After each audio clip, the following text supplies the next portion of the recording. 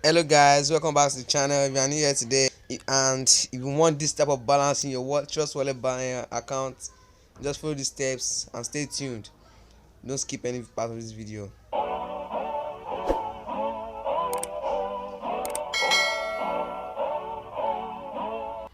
So welcome back, yo. So this type of balance, I know you'll be pretty impressed by this type of balance, like 144,000. Like, who got that? But first things first, you need to switch your wallet. Let me switch it back to my normal wallet, my empty wallet. I mean, my empty wallet. Open it. Oh, what? Well, okay, so let's go. I'll go back my settings and click on wallet, that up there, and click on that cross sign, like, and create a new wallet. And I'm going to use the BNB. I've not tried this Binance Smart Chain, but you can try it on your own if you like. I can see different options, but we're going with BNB. Oh, so this happens in all videos.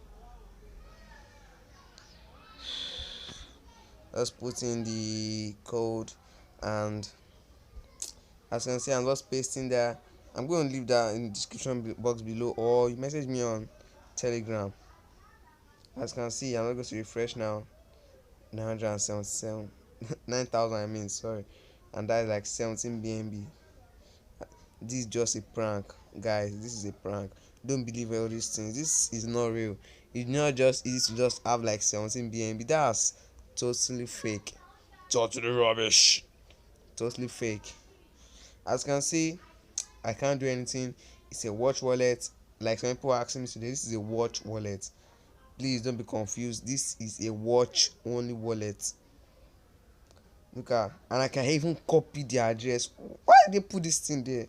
Like seriously, I can copy the address. I can send only BEP20 BNB.